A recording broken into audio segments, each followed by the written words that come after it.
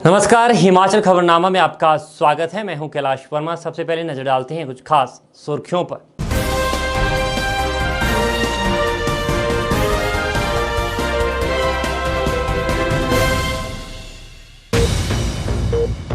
केंद्रीय सड़क परिवहन एवं राजमार्ग मंत्री नितिन गडकरी ने प्रदेश के लिए 6,155 करोड़ रुपए की सड़क परियोजनाओं के किए लोकार्पण और शिलान्यास।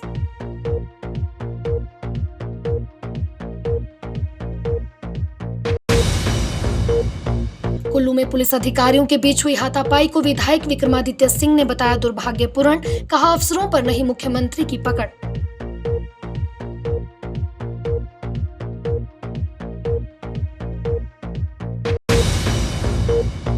प्रदेश में 1 जुलाई से खुलेंगे मंदिरों के कपाट, श्रद्धालुओं में दिखा उत्साह।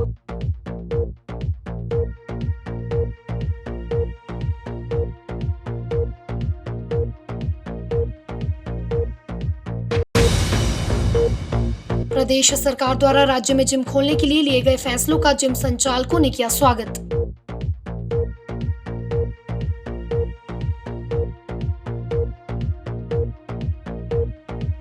सुर्खियों के बाद अब खबरें विस्तार से। केंद्रीय सड़क परिवहन एवं राजमार्ग मंत्री नितिन गडकरी ने मुख्यमंत्री जयराम ठाकुर की उपस्थिति में कुल्लू जिला के मनाली से वीडियो कॉन्फ्रेंसिंग के माध्यम से हिमाचल प्रदेश के लिए 6,155 करोड़ रुपए की सड़क परियोजनाओं के लोकार्पण की आधारशिला रखी। केंद्रीय मंत्री नितिन गडकरी ने कहा कि हिमाचल प्रदेश वास्तव में देश का सबसे सुंदर राज्य है। उन्होंने कहा कि किसी भी देश के समग्र विकास के लिए सड़कें अति आवश्यक होती है। पर्यटन राज्य होने के चलते हिमाचल प्रदेश में पर्यटन विकास के लिए भी सड़कें बेहद महत्वपूर्ण है। केंद्रीय मंत्री ने कहा कि आगामी 2 वर्षों में दिल्ली से कुल्लू तक यात्रा समय घटकर 7 घंटे रह जाएगा, जिससे प्रदेश में पर्यटन विकास को बढ़ावा मिलेगा। उन्होंने विश्वास दिलाया कि जिन सड़कों का उन्होंने शिलान्यास किया है उनका कार्य निर्धारित समय में पूर्ण किया जाएगा। केंद्रीय सड़क परिवहन एवं राजमार्ग मंत्री नितिन गडकरी ने प्रदेश में 6,155 करोड़ रुपए की सड़क परियोजनाओं के लोकार्पण व शिलान्यास किए। केंद्रीय मंत्री ने 1,303 करोड़ रुपए की लागत से निर्मित 39.14 किलोमीटर लंबे NH 22 के परवाणु सोलन सेक्शन के 4 लेन का लोकार्पण किया। उन्होंने 1,323 करोड़ रुपए की लागत से 18.13 किलोमीटर लंबे NH 88 कांगड़ा बाईपास भंगबार सेक्शन के 4 लेन के निर्माण, 2,098 करोड़ रुपए की लागत से 47.75 किलोमीटर लंबे NH 21 किरतपुर नियर चौक के 4 लेन के निर्माण, 273 करोड़ रुपए की लागत से 25 किलोमीटर लंबे NH 707 पाउंटा साहिब हैवना के 4 लेन 2 लेन के निर्माण, 243 करोड़ रुपए की लागत से 25 किलोमीटर लंबे NH 707 हैवना अशियारी के 2 लेन के निर्माण, 94 करोड़ रुपए की लागत से निर्मित की जाने वाली 12.71 किलोमीटर लंबी पौंटा राजबंद शिलाई मीन्स हाटकोटी सड़क NH 707 के 2 लेन के निर्माण की आधारशिला रखी। केंद्रीय सड़क परिवहन एवं राजमार्ग मंत्री नितिन गडकरी ने कहा कि हिमाचल प्रदेश को इस वर्ष 15,000 करोड़ रुपए की सड़क परियोजनाएं प्रदान की जाएंगी। उन्होंने कहा कि 40 किलोमीटर लंबी लेफ्ट बैंक मनाली सड़क की विस्तृत परियोजना रिपोर्ट को अतिशीघ्र तैयार कर ली जाएगी। उन्होंने कहा कि 40 किलोमीटर लंबी लेफ्ट बैंक मनाली सड़क की विस्तृत परियोजना रिपोर्ट अतिशीघ्र तैयार कर ली जाएगी। उन्होंने कहा कि केंद्र सरकार परिवहन के वैकल्पिक साधनों के अलावा राज्य में सड़क संपर्क को सुदृढ़ करने के लिए राज्य सरकार की हर संभव सहायता करेगी। मुख्यमंत्री जयराम ठाकुर ने कहा कि पहाड़ी राज्य होने के कारण सड़कें प्रदेश में यातायात का एकमात्र साधन है, इसलिए सड़क संपर्क सुदृढ़ बनाना राजनीतिक नेतृत्व और आम जनता का महत्वपूर्ण मुद्दा है। उन्होंने कहा कि 50 वर्ष पूर्व भी राज्य के पहले मुख्यमंत्री डॉक्टर YS परमार ने राज्य की विकासात्मक प्राथमिकताओं को 3 शब्दों सड़क में परिभाषित किया था। उन्होंने कहा कि आज प्रदेश में लगभग 40,000 किलोमीटर लंबी सड़कें हैं, लेकिन पहाड़ी राज्य होने के कारण अभी भी बहुत कुछ करना बाकी है। उन्होंने कहा कि राज्य में पर्यटकों को आमंत्रित और आकर्षित करने के लिए बेहतर सड़क सुविधा होना बेहद जरूरी है। वहीं जयराम ठाकुर ने राज्य के लिए 6,155 करोड़ रुपए की लागत की सड़क परियोजनाओं की आधारशिलाएं रखने और समर्पित करने के लिए केंद्रीय मंत्री का आभार जताया। उन्होंने कहा कि वर्तमान में राज्य सरकार ने केंद्र से गत लगभग 3.5 वर्षों में प्रदेश के लिए 997 परियोजनाएं स्वीकृत करने में सफलता हासिल की है। उन्होंने कहा कि इस अवधि के दौरान भाजपा सरकार ने पूर्व कांग्रेस सरकार द्वारा 261 गांवों को सड़क सुविधा प्रदान करने की तुलना में 305 गांवों को सड़क सुविधा से जोड़ा है। उन्होंने कहा कि पूर्व कांग्रेस सरकार ने अपने कार्यकाल के दौरान इतनी अवधि में केवल 145 पुलों और 1585 किलोमीटर सड़कों का निर्माण किया था, जबकि वर्तमान सरकार ने इस अवधि के दौरान 216 पुलों और 2951 किलोमीटर सड़कों का निर्माण किया है। वहीं मुख्यमंत्री ने केंद्रीय मंत्री से मनाली शहर के लिए लेफ्ट बैंक सड़क की डबल लेनिंग और भूबो जोत टनल के निर्माण का आग्रह किया। उन्होंने कहा कि देश भाग्यशाली है कि केंद्र में नितिन गडकरी जैसे दूरदर्शी नेता हैं, जिन्हें प्रतिबद्धता और नवाचार के लिए जाना जाता है। उन्होंने कहा कि प्रधानमंत्री ग्राम सड़क योजना पूर्व प्रधानमंत्री अटल बिहारी वाजपेयी की परिकल्पना है, जिसके कारण राज्य की सड़क अधोसंरचना सुदृढ़ हो पाई है। आदरणीय नितिन गडकरी जी हमारे बीच में देवभूमि हिमाचल प्रदेश में के विकास को और गति देने के लिए आपने हिमाचल प्रदेश के लिए अपना आशीर्वाद दिया। उसके लिए मैं हिमाचल प्रदेश देवभूमि की समस्त जनता की ओर से, हिमाचल प्रदेश की सरकार की ओर से हृदय से आभार व्यक्त करता हूँ। जिनका भूमि पूजन किया गया, जिसमें हमारा NH 88 का जो 4 लेन कांगड़ा बाईपास से भंगवार सेक्शन का 1323 करोड़ रुपए का, अगर हमारी हिमाचल प्रदेश की सरकार का 3.5 वर्ष का कार्यकाल और पूर्व सरकार का 3.5 वर्ष के कार्यकाल का अगर हम जिक्र करें, 3.5 साल के कार्यकाल में जो प्रोजेक्ट सैंक्शन हुए, कांग्रेस की गवर्नमेंट में 757 हुए थे और हमारी सरकार में 997। कांग्रेस की गवर्नमेंट में मैं कंपैरिजन इसलिए देना चाह रहा हूं कि कुछ लोग इन बातों का जिक्र करते हैं, कुछ फैक्ट्स जाने चाहिए जानकारी के लिए। हिमाचल प्रदेश में भारतीय जनता पार्टी में जहां कोविड का भी संकट पिछले 1.5 सालों से हमको सता रहा है, हमने खर्च किया 5202 करोड़। बेहतर काम किया है तो आपका एक उसमें एक नाम है, वो पहचान है पूरे देश भर में। उसके लिए मैं आपको बहुत बहुत बधाई भी देता हूं और मैं उम्मीद करता हूं कि जो हमारे अभी जो जिनका आपने शिलान्यास किया जिन प्रोजेक्ट्स का, वो प्रोजेक्ट्स तेज़ गति से आगे बढ़ करके हम उनको पूर्ण करेंगे। आप यहाँ आए हैं, आपका हृदय से आभार, बहुत बहुत धन्यवाद। वहीं केंद्रीय सड़क परिवहन एवं राजमार्ग राज्य मंत्री जनरल वीके सिंह ने कहा कि राज्य में 2000 करोड़ रुपए लागत की सड़क परियोजनाओं के कार्य पूरे हो चुके हैं और 7000 करोड़ रुपए की लागत की सड़क परियोजनाओं का कार्य प्रगति पर है। उन्होंने कहा कि हिमाचल प्रदेश की पूर्ण राज्यत्व के स्वर्ण जयंती वर्ष के दौरान राज्य उल्लेखनीय प्रगति करेगा और देश का मॉडल राज्य बनकर उभरेगा। वहीं केंद्रीय वित्त एवं कॉरपोरेट मामले राज्य मंत्री अनुराग सिंह ठाकुर ने दिल्ली से वर्चुअल माध्यम से संबोधित करते हुए कहा कि देश ने सड़क अधोसंरचना विकास में अभूतपूर्व प्रगति की है। उन्होंने कहा कि केंद्रीय मंत्री राज्य में सड़क संपर्क को सुदृढ़ करने के लिए प्रदेश को अवश्य ही परियोजनाएं प्रदान करेंगे। वहीं शिक्षा मंत्री गोविंद सिंह ठाकुर ने इस अवसर पर केंद्रीय मंत्री, मुख्यमंत्री और अन्य गणमान्य व्यक्तियों का स्वागत किया। उन्होंने राज्य के लिए करोड़ों रुपए की लागत की सड़क परियोजनाएं समर्पित करने के लिए केंद्रीय मंत्री का भी आभार जताया।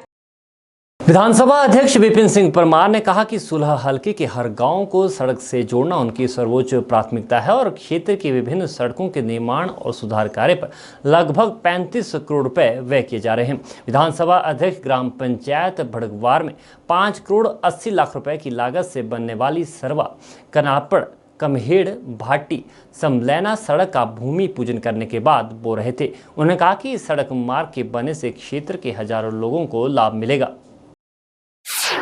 विधानसभा अध्यक्ष विपिन सिंह परमार ने ग्राम पंचायत भड़गवार में 5 करोड़ 80 लाख रुपए की लागत से बनने वाले सरवा कनालपट रुमेहड़ भाटी समलैना सड़क का भूमि पूजन किया। इस दौरान उन्होंने कहा कि समाणा भैरेश्वर सड़क के निर्माण पर भी 2 करोड़ 87 लाख रुपए व्यय कर लोगों को सुविधा उपलब्ध करवाई जा रही है। उन्होंने कहा कि मालग से मलाहू को जोड़ने के लिए लगभग 3 करोड़ की राशि से पुल और सड़क का निर्माण किया जाएगा। वहीं परमार ने कहा कि हर घर को नल से जल उपलब्ध करवाने के लिए जल जीवन मिशन योजना आरंभ की गई है और सुलह हलके में भी करोड़ों रुपए इस योजना में व्यय किए जा रहे हैं। उन्होंने कहा कि इस क्षेत्र में पेयजल के सुधार के लिए जल जीवन मिशन में 3,94,00,000 से बड़गवार, भवारना, आरठ, चंजेहड़ गांव में 22 किलोमीटर नई पाइपलाइन बिछाकर पेयजल सुविधा उपलब्ध करवाई जाएगी। इसके अलावा उन्होंने कहा कि सिविल अस्पताल को 50 बिस्तरों में स्तरोन्नत कर 24 करोड़ से नया भवन निर्मित किया जा रहा है और अस्पताल के लिए ऑक्सीजन प्लांट भी स्वीकृत किया गया है। वहीं परमार ने कहा कि 1 वर्ष के भीतर सुलह विधानसभा क्षेत्र बेसहारा सड़कों पर घूम रहे पशुओं से पूरी तरह मुक्त हो जाएगा। उन्होंने बताया कि देवी पंचायत के नागनी में काऊ सेंचुरी बनाई जा रही है और इसके लिए 1,17,00,000 रुपए स्वीकृत किए गए हैं और इस गौ अभ्यारण्य में 600 पशु रखने की व्यवस्था होगी। कनालपट, रुमेट, बभारना, भाटी समलैना, क्योंकि सभी लोग इस तरफ से आए हैं। जो मैं यहाँ पर बोल रहा हूँ वो आपके बोर्ड पर भी प्रमाण रहेगा और जो मैं यहाँ पर बोल करके जा रहा हूँ वो सत्य के ऊपर आधारित है, वो भी प्रमाण रहेगा और आप इस भूमि पूजन के गवाह हैं, वो भी प्रमाण रहेगा। यानी लगभग 5 पंचायतों में ये 5,80,73,000 रुपया खर्च होगा। आने वाले दिनों में सुंदर बढ़िया सड़क बन करके तैयार हो जाएगी। इसके लिए इलाके की जनता को मैं बहुत बहुत बधाई और मुबारकबाद देता हूं। केंद्रीय मंत्री नितिन गडकरी के हिमाचल प्रदेश के कुल्लू दौरे के दौरान भुंतर एयरपोर्ट के बाहर सुरक्षा व्यवस्था को लेकर पुलिस अफसरों में हुई आपसी झड़प से जुड़े मामले पर विपक्ष ने सरकार को घेरना शुरू कर दिया है। मुख्यमंत्री जयराम ठाकुर के सामने हुए इस पूरे घटनाक्रम को कांग्रेस ने दुर्भाग्यपूर्ण बताया है। कांग्रेस विधायक विक्रमादित्य सिंह ने इसे प्रदेश को शर्मसार करने वाली घटना करार दिया है। उन्होंने कहा कि इस पूरे घटनाक्रम ने प्रदेश की कानून व्यवस्था की पोल खोल कर रख दी है। विक्रमादित्य सिंह ने कहा कि यह घटना दर्शाती है कि मुख्यमंत्री का अफसरशाही पर कोई नियंत्रण नहीं है। कुल्लू में पुलिस अधिकारियों के बीच हुई हाथापाई के मामले ने हिमाचल जैसे शांत प्रदेश की छवि को विश्व मानचित्र पर धूमिल कर दिया है। शिमला में मीडिया से मुखातिब शिमला ग्रामीण से कांग्रेस विधायक विक्रमादित्य सिंह ने कहा कि इस मामले ने सरकार की व्यवस्थाओं की पोल खोल कर रख दी है। इससे पता चलता है कि प्रदेश की अफसरशाही पर मुख्यमंत्री का कोई नियंत्रण नहीं है। वहीं केंद्रीय मंत्री के कुल्लू दौरे को लेकर विक्रमादित्य सिंह ने कहा कि इससे पूर्व भी प्रदेश के लिए केंद्र की तरफ से कई घोषणाएं हुई जो केवल कागजों तक ही सिमट कर रह गयी। वहीं केंद्रीय मंत्री के कुल्लू दौरे को लेकर विक्रमादित्य सिंह ने कहा कि इससे पूर्व भी प्रदेश के लिए केंद्र की तरफ से कई घोषणाएं की गई जो केवल कागजों तक ही सिमट कर रह गई और जो शिलान्यास केंद्रीय मंत्री करने आए हैं उन्हें चाहिए था कि वे पहले पुरानी घोषणाओं को पूरा करते और फिर नए कार्यों का शिलान्यास करते। विक्रमादित्य सिंह ने कहा कि प्रदेश सरकार केंद्र से प्रदेश के लिए कोई सौगात नहीं ला पाई है। वहीं विक्रमादित्य सिंह ने कहा कि आने वाले समय में प्रदेश सरकार द्वारा बनाए गए मेकशिफ्ट अस्पताल सबसे बड़े घोटाले के रूप में सामने आएंगे। उन्होंने मुख्यमंत्री से कैबिनेट मंत्रियों को शिष्टाचार का पाठ पढ़ाने का आग्रह किया ताकि अफसरों को बार बार लज्जित करने की घटनाएं दोहराई न जाएं। भुंतर एयरपोर्ट के समक्ष जो घटना घटित हुई है और जिस घटना में प्रदेश के माननीय मुख्यमंत्री श्री जयराम ठाकुर जी और केंद्रीय मंत्री और भाजपा के वरिष्ठ नेता श्री नितिन गडकरी जी भी वहां पे उपस्थित रहे, जिसके बारे में आज पूरा प्रदेश जिसके बारे में चर्चा कर रहा है, अफसरशाही जिसके बारे में चर्चा कर रही है। मैं समझता हूं कि एक बहुत दुर्भाग्यपूर्ण घटना घटित हुई है और इसको केवल हमें अफसरशाही या पुलिस महकमे में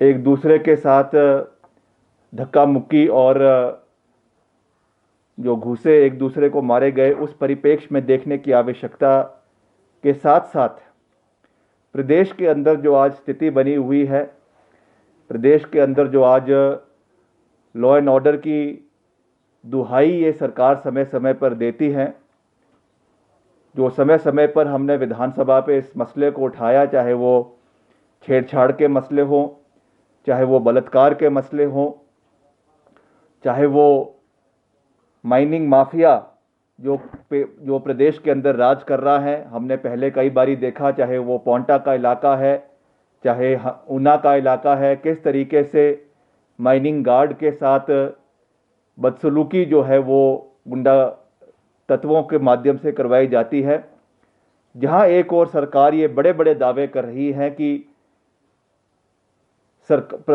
प्रदेश जो है वो बहुत अच्छी तरीके से प्रदेश में प्रशासन चला हुआ है, लॉ एंड ऑर्डर की, कानून व्यवस्था की कोई परेशानी प्रदेश में नहीं है। और दूसरी ओर जैसा मैंने कहा कि मुख्यमंत्री जी के सामने केंद्रीय मंत्री जो हिमाचल में यहाँ पे अतिथि बनकर आए हैं और प्रदेश में तथाकथित विकास की बात करने के लिए या सौगात देने के लिए प्रदेश में आए हैं, उनके समक्ष हिमाचल प्रदेश के जिला कुल्लू के एसपी और मुख्यमंत्री सुरक्षा के एडिशनल सिक्योरिटी अफसर जो एडिशनल एसपी और एक उनके एएसआई के बीच में जो झड़प हुई है, मैं समझता हूं कि ये पूरी तरीके से अनप्रेसिडेंटेड है और भविष्य में भी ऐसी चीज़ मुझे लगता है कि कभी घटित नहीं होगी। ये बहुत दुर्भाग्यपूर्ण है। हमने भी कई सरकारें देखी हैं, मगर इस तरीके का व्यवहार मुख्यमंत्री के सामने जो अधिकारी करने की ज़रूरत जो है हिम्मत रखता है, वो आम जनता के साथ क्या व्यवहार करेगा, वो आज प्रदेश के लोगों को इसके ऊपर चिंतन और मंथन करने की आवश्यकता है। भारतीय प्रशासनिक सेवा के अधिकारी डॉक्टर निपुण जिंदल ने धर्मशाला में उपायुक्त कांगड़ा का पदभार ग्रहण कर लिया है। इससे पहले डॉक्टर जिंदल हमीरपुर, रामपुर और शिमला में विशेष स्वास्थ्य सचिव और नेशनल हेल्थ मिशन में प्रबंध निदेशक के रूप में अपनी सेवाएं दे चुके हैं। उपायुक्त डॉक्टर निपुण जिंदल ने कहा कि राज्य सरकार की कल्याणकारी योजनाओं का सुचारू कार्यान्वयन उनकी प्राथमिकता रहेगी। इसके साथ ही लोगों की समस्याओं का त्वरित समाधान सुनिश्चित करने के लिए भी पुख्ता कदम उठाए जाएंगे। डॉक्टर निपुण जिंदल ने कहा कि कांगड़ा जिला में देश के 3 प्रमुख शक्तिपीठ ज्वालाजी, चामुंडा और ब्रजेश्वरी धाम है। इन मंदिरों में व्यवस्थाओं के सुदृढ़ीकरण के लिए उचित कदम उठाए जाएंगे। वहीं राजस्व मामलों का त्वरित निदान और लंबित मामलों के शीघ्र निपटान के लिए प्रयास किए जाएंगे। आज मैंने अपना जो पदभार है यहाँ पे जिलाधीश कांगड़ा का वो ग्रहण किया है और ये सबको पता है कि पिछले 1.5 वर्ष से पूरा देश और पूरा प्रदेश कोरोना के जो ये पैंडमिक है इससे जूझ रहा है। तो इसमें नेचुरली जो हमारी प्रायोरिटीज़ हैं वो भी डिफरेंट हो गई हैं। अपना जो हेल्थ सेक्टर की तरफ जो एक फोकस है वो पिछले 1-2 साल के अंदर देखा गया है। तो इस दौरान जब तक ये जो अपना जो कार्यभार है मेरे पास, यही कोशिश रहेगी कि जो सरकार की योजनाएं हैं वो जनमानस तक पहुँचे, आम जनता तक पहुँचे और जो उनकी शिकायतें हैं, किसी भी प्रकार की उनकी ग्रीवेंसेस हैं, उनका टाइमली जो निपटारा हो और उनकी संतुष्टि के साथ उनका निपटारा हो।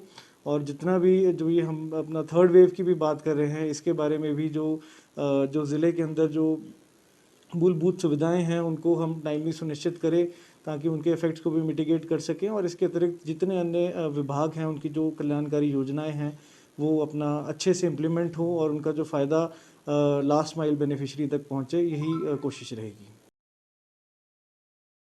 शिमला के आईजीएमसी अस्पताल में 18 वर्ष से कम आयु के 18 बच्चों में PMIS सिंड्रोम पाया गया है। हालांकि इनमें से 14 बच्चे इलाज के बाद स्वस्थ भी हो चुके हैं, लेकिन डॉक्टर ने अभिभावकों से लापरवाही न बरतने की अपील की है। अस्पताल के प्रशासनिक अधिकारी डॉक्टर राहुल गुप्ता ने बताया कि PMIS सिंड्रोम के लक्षण बच्चों को पेट दर्द होना, दस्त लगना और बच्चे के शरीर पर रैशेज पड़ना है। उन्होंने कहा कि बच्चों में इस तरह के लक्षण नजर आने पर लापरवाही न बरतें और तुरंत नजदीकी स्वास्थ्य केंद्र में जाकर डॉक्टर से जांच करवाएं। आईजीएमसी अस्पताल के प्रशासनिक अधिकारी एवं वरिष्ठ चिकित्सक डॉक्टर राहुल गुप्ता ने बताया कि जब कोरोना संक्रमण होता है तो शरीर की रोग प्रतिरोधक क्षमता संक्रमण का मुकाबला करती है और इस बीच शरीर में इम्यून सिस्टम एक्टिव हो जाता है और ऐसे में शरीर को खतरा होता है। डॉक्टर राहुल ने बताया कि PMIS सिंड्रोम के लक्षण बच्चे को पेट दर्द होना, दस्त लगना और बच्चे के शरीर में रैशेज पड़ना है। उन्होंने कहा कि बच्चों में इस तरह के लक्षण नजर आने पर लापरवाही न बरतें और तुरंत नजदीकी स्वास्थ्य केंद्र में जाकर डॉक्टर से जांच करवाएं। उन्हें कहा कि जरा सी लापरवाही घातक साबित हो सकती है। डॉक्टर गुप्ता ने बताया कि PMIS सिंड्रोम का दिल पर असर पड़ता है और लापरवाही बरतने पर हृदयघात होने से जान भी जा सकती है। PMIS सिंड्रोम है, ये एक इसको बोलते हैं paediatric multi system inflammatory syndrome. तो सबसे पहले ये संक्रमण नहीं है, ये हम आपको बात क्लियर कर देते हैं। संक्रमण होता है जो एक व्यक्ति से दूसरे व्यक्ति में इन्फेक्शन फैलता है।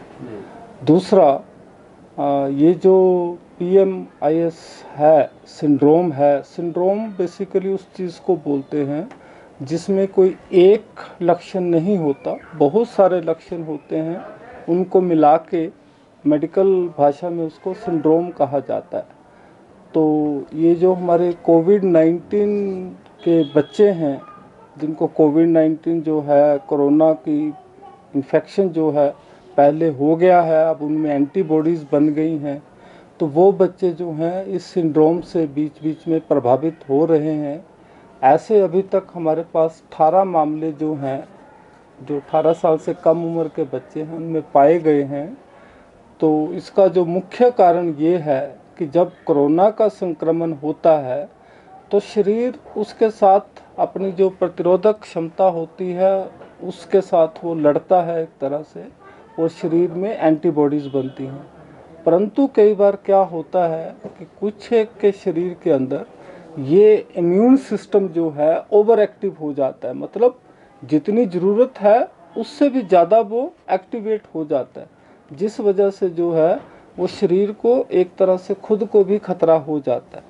तो ये एग्जैक्टली जो PMIS है ये वही चीज़ है कि पहले आपको कोरोना का संक्रमण हुआ, उसके बाद आपके शरीर ने उससे संक्रमण से लड़ने के लिए अपनी प्रतिरोधक क्षमता का इस्तेमाल किया, परंतु ये प्रतिरोधक क्षमता जो है वो जितनी चाहिए थी उससे कहीं अधिक है।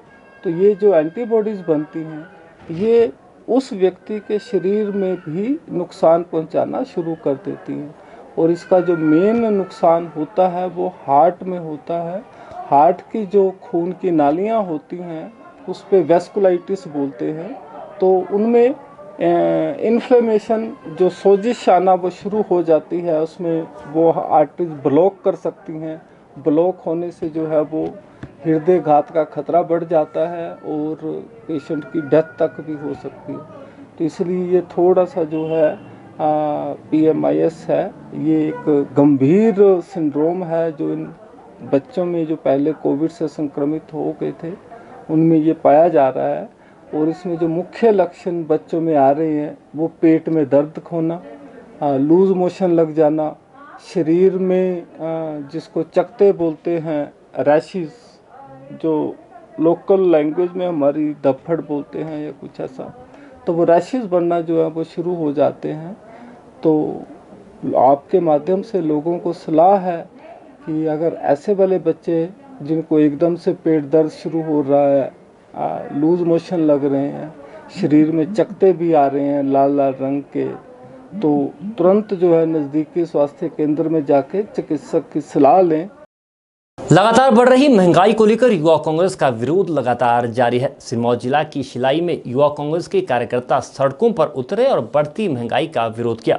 मीडिया से बात करते हुए युवा कांग्रेस के कार्यकर्ताओं ने आरोप लगाया कि केंद्र सरकार की नाकामी का खामियाजा आज आम जनता को भुगतना पड़ रहा है और चारों तरफ से लोगों पर महंगाई की मार पड़ रही है। युवा कांग्रेस का कहना है कि 2014 में लोगों से वायदे किए गए थे कि भाजपा की सरकार यदि सत्ता में आती है तो पेट्रोल और डीजल की कीमतों में कटौती की जाएगी, मगर आज हालात यह है कि पेट्रोल के साथ साथ डीजल की कीमतों के दाम भी आसमान छू रहे हैं। डीजल और पेट्रोल 100 रुपये प्रति लीटर तक पहुंच गया है। जिस तरह से 2014 में मोदी सरकार ने सत्ता में आने से लोगों को वादा किया था कि हम अगर सत्ता में आते हैं तो हम पेट्रोल और डीजल के दामों में कटौती करेंगे, जिस तरह से हमेशा बीजेपी की कथनी और करनी में अंतर रहा है, और आज पेट्रोल और डीजल 100 से ऊपर बिक रहा है। पेट्रोल की कीमतें लगभग 100 से ऊपर जा चुकी है और डीजल भी है 7-7 90 पे पहुंच चुका है, जिसका जिला सिरमौर युवा कांग्रेस और शिलाई युवा कांग्रेस विरोध करती है और सरकार से मांग करती है कि आने वाले समय में पेट्रोल और डीजल की कीमतों में कटौती करें, ताकि लोगों के ऊपर जो आर्थिक बोझ लगातार बढ़ता जा रहा है वो कम हो। और यदि पेट्रोल और डीजल और महंगाई कम नहीं हुई तो आने वाले विधानसभा चुनाव में और लोकसभा चुनाव में इसके नतीजे भुगतने पड़ेंगे। जिला प्रशासन ने सेब सीजन को लेकर तैयारियां लगभग पूरी कर ली है। कोरोना संक्रमण से बचाव को लेकर बाहर से आने वाले मजदूरों और सेब आढ़तियों को कोरोना टेस्ट करवाना जरूरी कर दिया है। उपायुक्त शिमला आदित्य नेगी ने सभी एसडीएम को बाहर से आने वाले मजदूरों को बगीचों में ही क्वारंटीन करने और आढ़तियों का कोरोना टेस्ट निश्चित करवाने के निर्देश दिए हैं। उपायुक्त ने सेब सीजन के दौरान ट्रकों का भाड़ा तय करने और ट्रैफिक जाम से निपटने के लिए भी संबंधित अधिकारियों को जल्द प्लान तैयार करने के आदेश दिए हैं। जो है सेब सीज़न की तैयारी के लिए अभी हमने 2 मीटिंग्स करी हैं। एक मीटिंग जो है 2 तारीख को करी थी और एक रिव्यू मीटिंग जो है पिछले कल करी थी। तो ब्रॉडली जो है उसमें हमने एसडीएम्स को ये निर्देश दिया था कि एक तो जो वहाँ पे जो स्थानीय जो ट्रक ऑपरेटर्स हैं उनके साथ बैठ के एक तो जो माल भाड़ा है वो फिक्स करने के लिए उनको डायरेक्शंस दिए थे और ज़्यादातर एसडीएम ने जो है वो रेट्स वगैरह उसके फिक्स कर दिए। उसके अलावा हमने जो है पीडब्ल्यूडी विभाग को ये डायरेक्शंस दिए थे कि रोड्स की जो है वो अभी मेंटेनेंस वगैरह करा दे ताकि जो है आने वाले सीज़न में रोड्स पे किसी भी टाइप का दिक्कत ना हो। उसके अलावा पुलिस को ये निर्देश दिए गए थे कि पुलिस ये इंश्योर करे कि जो कहीं पे भी जो है आगे ट्रैफिक जैम ना लगे और एक ट्रैफिक मैनेजमेंट की जो एक अच्छी व्यवस्था बनाई जाए ताकि लोगों को जो है कम से कम जो है दिक्कतों का सामना करना पड़े। शिमला नगर निगम की ओर से पेश किए गए वार्षिक बजट में दावा किया गया था कि इस वर्ष निगम की स्वास्थ्य लैब शुरू कर दी जाएगी, लेकिन निगम के ये दावे फाइलों तक ही सिमट कर रह गए हैं। लैब बंद होने के कारण निगम के अपने कर्मचारियों और शहरवासियों को काफ़ी परेशानी झेलनी पड़ रही है। नगर निगम महापौर सत्या कौंडल ने कहा कि लोगों की सहूलियत को ध्यान में रखते हुए नगर निगम जल्द ही पावर ग्रिड कॉरपोरेशन की मदद से स्वास्थ्य लैब को 3 से 4 महीने के भीतर शुरू कर देगा ताकि शहर की आम जनता खासकर बुजुर्ग व्यक्तियों को निगम की इस लैब का फायदा मिल सके। नगर निगम ने शहर की जनता को महंगे टेस्ट से राहत देने के लिए स्वास्थ्य लैब को खोला था। रोजाना सैकड़ों लोग इस लैब में टेस्ट करवाने के लिए आते थे। वहीं लोगों को रिज पर ही आसानी से यह सुविधा मिल जाती थी, लेकिन लैब के बंद होने से लोगों को मामूली टेस्ट के लिए भी आईजीएमसी और रिपन का रुख करना पड़ रहा है। आपको बता दें, नगर निगम की प्रयोगशाला में haemoglobin, TLC, HDL, uric acid, blood sugar जैसे लगभग 30 टेस्ट की सुविधा उपलब्ध थी। हमारा एक उद्देश्य है कि मेरा एक अपना एम है कि शिमला शहर के लिए जो है माल रोड के या रिज के आसपास एक लैब होनी चाहिए ताकि यहाँ पे जो लोग सीनियर सिटीजन हैं जो हॉस्पिटल जाने से डरते हैं उनके जो है टेस्ट यहीं होने चाहिए। तो इसके लिए हम बहुत कोशिश कर रहे हैं। हमारे पास एक रिज के साथ ही एक कमरा था जिसमें उन्हें जो वेस्टेज ऑफ जो मटेरियल था हेल्थ डिपार्टमेंट में उसमें रखा गया था और जो मशीनें थी हमारे पास वो भी उसमें रखी गई थी। लेकिन हमने अब इसमें ये निर्णय लिया है कि इस लैब को खाली करके यहाँ पे मतलब इस कमरे को खाली करके यहाँ पे लैब बनाई जाए ताकि लोगों के लिए फैसिलिटीज़ हो।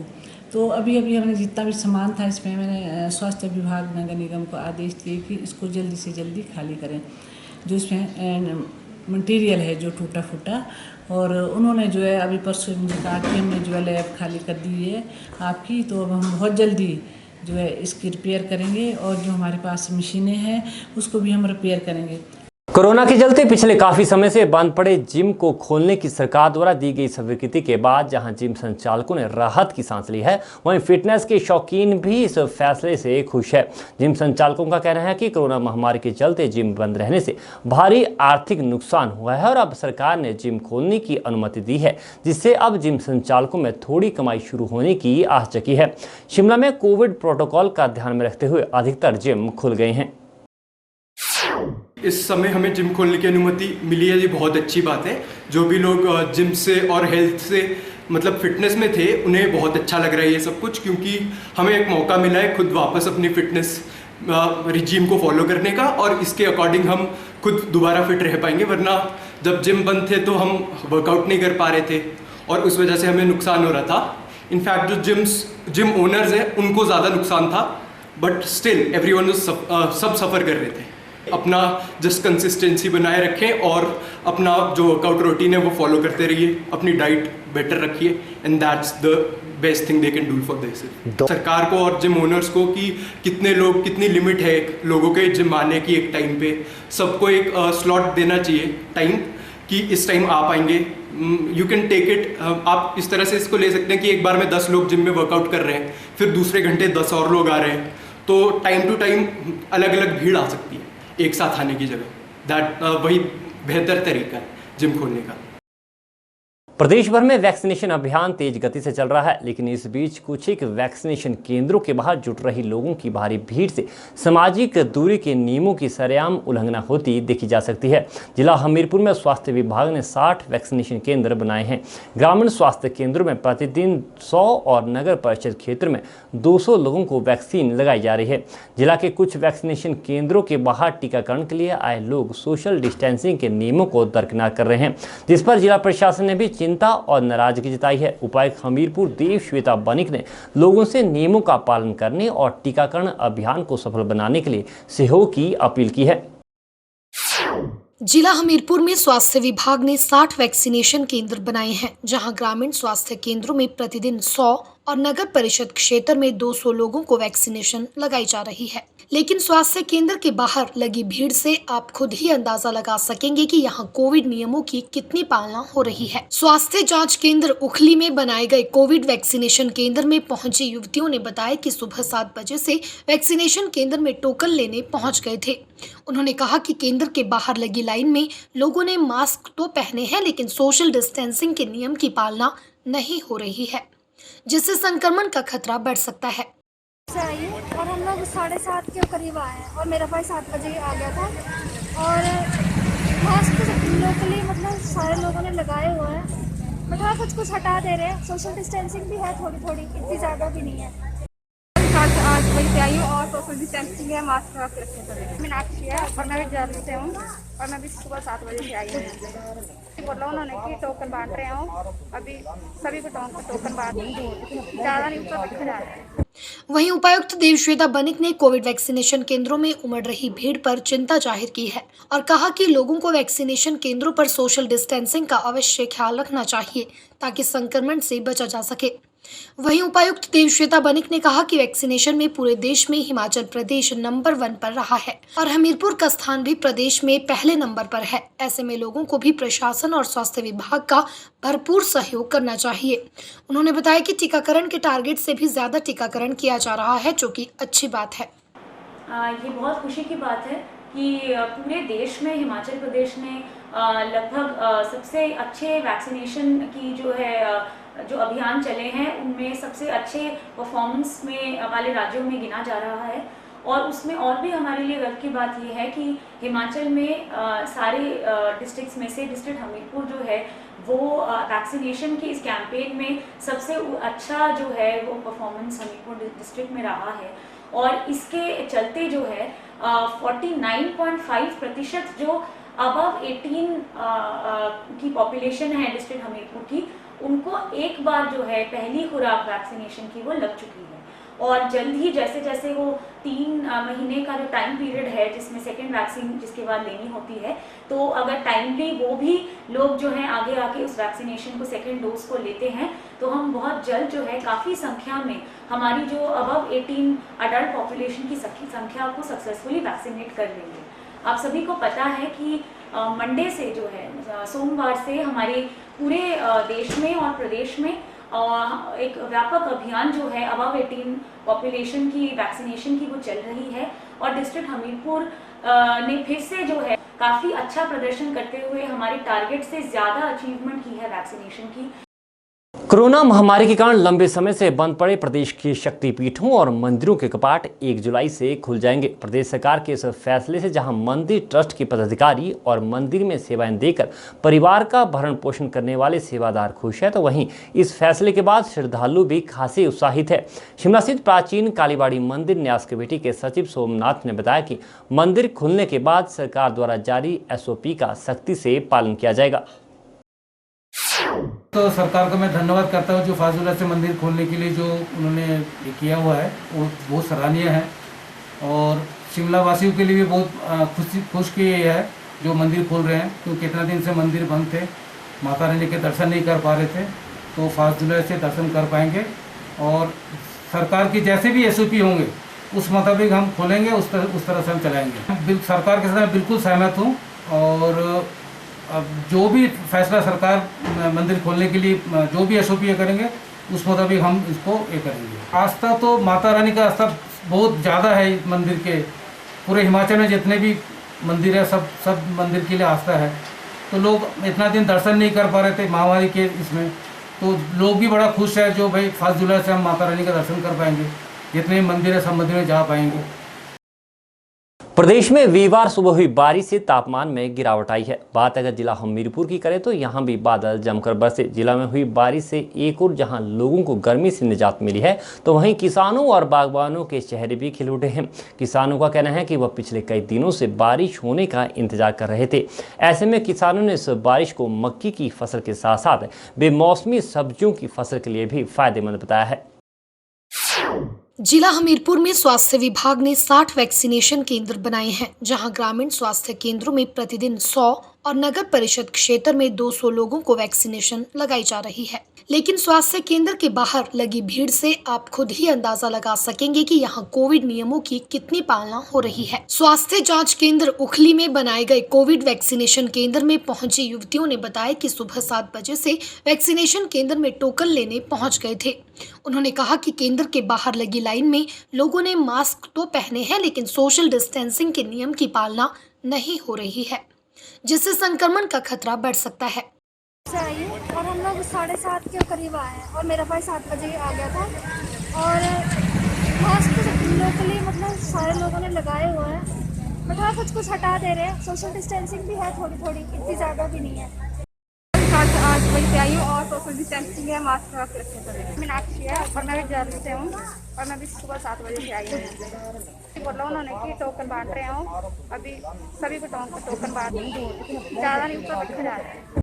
वहीं उपायुक्त देवश्वेता बनिक ने कोविड वैक्सीनेशन केंद्रों में उमड़ रही भीड़ पर चिंता जाहिर की है और कहा कि लोगों को वैक्सीनेशन केंद्रों पर सोशल डिस्टेंसिंग का अवश्य ख्याल रखना चाहिए ताकि संक्रमण से बचा जा सके। वहीं उपायुक्त देवश्वेता बनिक ने कहा कि वैक्सीनेशन में पूरे देश में हिमाचल प्रदेश नंबर 1 पर रहा है और हमीरपुर का स्थान भी प्रदेश में पहले नंबर पर है। ऐसे में लोगों को भी प्रशासन और स्वास्थ्य विभाग का भरपूर सहयोग करना चाहिए। उन्होंने बताया कि टीकाकरण के टारगेट से भी ज्यादा टीकाकरण किया जा रहा है, जो कि अच्छी बात है। ये बहुत खुशी की बात है कि पूरे देश में हिमाचल प्रदेश ने लगभग सबसे अच्छे वैक्सीनेशन की जो अभियान चले हैं उनमें सबसे अच्छे परफॉर्मेंस में वाले राज्यों में गिना जा रहा है। और उसमें और भी हमारे लिए गर्व की बात यह है कि हिमाचल में सारे डिस्ट्रिक्ट्स में से डिस्ट्रिक्ट हमीरपुर जो है वो वैक्सीनेशन की इस कैंपेन में सबसे अच्छा जो है वो परफॉर्मेंस हमीरपुर डिस्ट्रिक्ट में रहा है। और इसके चलते जो है 49.5% जो अबव 18 की पॉपुलेशन है डिस्ट्रिक्ट हमीरपुर की, उनको एक बार जो है पहली खुराक वैक्सीनेशन की वो लग चुकी है। और जल्द ही जैसे जैसे वो 3 महीने का जो टाइम पीरियड है जिसमें सेकेंड वैक्सीन जिसके बाद लेनी होती है, तो अगर टाइमली वो भी लोग जो हैं आगे आके उस वैक्सीनेशन को सेकेंड डोज को लेते हैं तो हम बहुत जल्द जो है काफ़ी संख्या में हमारी जो अबव 18 अडल्ट पॉपुलेशन की संख्या को सक्सेसफुली वैक्सीनेट कर लेंगे। आप सभी को पता है कि मंडे से जो है सोमवार से हमारे पूरे देश में और प्रदेश में एक व्यापक अभियान जो है अबव 18 पॉपुलेशन की वैक्सीनेशन की वो चल रही है। और डिस्ट्रिक्ट हमीरपुर ने फिर से जो है काफ़ी अच्छा प्रदर्शन करते हुए हमारे टारगेट से ज़्यादा अचीवमेंट की है वैक्सीनेशन की। मौसम विज्ञान केंद्र शिमला का पूर्वानुमान बिल्कुल सटीक साबित हुआ है। प्रदेश के कई इलाकों के साथ साथ राजधानी शिमला में भी जमकर मेघ बरसे। लगभग आधे घंटे तक जो जहां था उसके कदम वही थम गए। इस दौरान बाहरी राज्यों से शिमला घूमने आए पर्यटकों ने शिमला के सुहावने मौसम की जमकर तारीफ की। वहीं इस दौरान तापमान में भी गिरावट दर्ज की गई। राजधानी शिमला स्थित ऐतिहासिक रिज मैदान में बारिश से बचने के लिए स्थानीय लोगों व पर्यटकों को वर्षा शालिका में शरण लेनी पड़ी। वहीं कुछ पर्यटक बारिश का लुत्फ उठाते भी नजर आए। शिमला घूमने आए पर्यटकों ने यहां के सुहावने मौसम की भी जमकर तारीफ की। पर्यटकों का कहना है कि मैदानी इलाकों के मुकाबले शिमला का मौसम काफी ठंडा है और यहां के सुहावने मौसम का वे परिवार सहित लुत्फ उठा रहे हैं। वहीं इस दौरान पर्यटकों ने सभी से कोरोना नियमों की अनुपालना सुनिश्चित करने की भी अपील की। बस वैक्सीन लगवाओ और अपना प्रॉपर मास्क का इस्तेमाल करो। बस बढ़िया अपना चिल है। बारिश हो रही है, अब कुफरी जाएंगे, उसके बाद देखते हैं क्या होता है मौसम का। दिल्ली के मुकाबले तो काफ़ी ठंडा है इधर। वेदर बहुत अच्छा है यहाँ का, बहुत मज़ा आया हमें आके, ठंडा बढ़िया। वहाँ गर्मी से यहाँ पे बहुत अच्छा वेदर है, बहुत मज़ा आ रहा है। हम यहाँ पर ट्रैकिंग करने के आइडिया से आए हैं, आज मॉल में आए हैं, आज मॉल रोड घूम रहे हैं और शाम को हमारा प्लान है कि हम तारा देवी ट्रैकिंग के लिए जाएंगे और कल कुफरी एंड देन तारा देवी में ही और नीचे एरियाज हैं, माहूनाग टेम्पल है, हम वहाँ भी जाने का प्लान कर रहे हैं। तो we are planning to explore new areas, क्योंकि मॉल रोड पे जनरली सभी आते हैं, तो हर बार मॉल रोड पे आया जाता है और इस मौसम में जहाँ अचानक बारिश, अचानक ये बादल उड़ते हुए, this is looking awesome and really very beautiful. इधर का सबसे अच्छी चीज़ तो इधर की ये है कि मौसम टाइम टू टाइम चेंज होता रहता है। अभी थोड़ी देर पहले आप देखा होगा कि बारिश हो रही थी और अब मतलब एकदम मौसम बहुत ही साफ और मतलब सुहाना हो गया। मतलब आप ये कह सकते हो कि शिमला, मैं हर टूरिस्ट को ये कहूँगा एक बार शिमला आके ज़रूर देखें, शिमला बेस्ट है। अभी हम जैसे रोहतक में थी, गर्मी थी बहुत ज़्यादा, लेकिन इधर आके मतलब बहुत अच्छा लग रहा है और टेम्परेचर में भी, और मतलब एक अच्छा सा फील हो रहा है हमें, मतलब भाई कहीं एक अच्छी सी जगह आए हैं और मतलब पैसा वसूल हो रहा है। तो हर टूरिस्ट से ये कहूँगा कि इधर आओ और इन्जॉय करो। पिछले कुछ एक दिन से जो मानसून अब वीक फेज में चल रहा है, तो आने वाले जो दिन होंगे इसमें भी एक हफ्ते के लिए जो लगभग मौसम जो है वो ज़्यादा एक्टिव नहीं रहेगा, मानसून वीक फेज में रहेगा। बारिश जो एक दो स्थानों पे ही ज़्यादातर जो प्रोबेबिलिटी रहेगी, और उसके बाद जो आज और कल के लिए थोड़ी वार्निंग भी इशू की हुई है, जिसमें जो येलो कलर की वार्निंग है कुछ एक डिस्ट्रिक्ट के लिए जिसमें थंडर एक्टिविटी हो सकती है या लाइटनिंग हो सकती है, उसमें जो हिमाचल प्रदेश के मेन डिस्ट्रिक्ट्स हैं वो निचले इलाके या मिड हिल्स वाले इलाके हैं, जिसमें डिस्ट्रिक्ट शिमला, सोलन, सिरमौर और डिस्ट्रिक्ट मंडी का इलाका है, कांगड़ा का इलाका है, जहाँ पे जो थंडर एक्टिविटी की जो प्रोबेबिलिटी रहेगी। इन जो इलाकों में जो एक दो स्थानों पे थंडर एक्टिविटी के साथ जो है वो लाइट बारिश या ड्रिजल टाइप जो हो सकता है। तो अभी आने वाला जो एक सप्ताह है इसमें कोई ज़्यादा चेंजेस नहीं रहेगी वेदर की। टेम्परेचर भी जो पिछले दिनों में थोड़े राइज हुए, जैसे कि वेदर थोड़ा कम बारिश हो रही है तो टेम्परेचर राइज ऑलरेडी हुए हैं। अभी जो टेम्परेचर है वो सामान्य से 1-2 डिग्री ज़्यादा चल रहे हैं। तो अभी आने वाले जो दिन होंगे इसमें टेम्परेचर की ज़्यादा चेंजेस नहीं होगी, क्योंकि टेम्परेचर ऑलरेडी जो हाई साइड में चल रहे हैं। शिमला का तापमान जो मैक्सिमम जो है वो 27 डिग्री के आसपास और जो मिनिमम टेम्परेचर वो 17 डिग्री चल रहा है। हिमाचल खबरनामा के इस अंक में इतना ही। नमस्कार।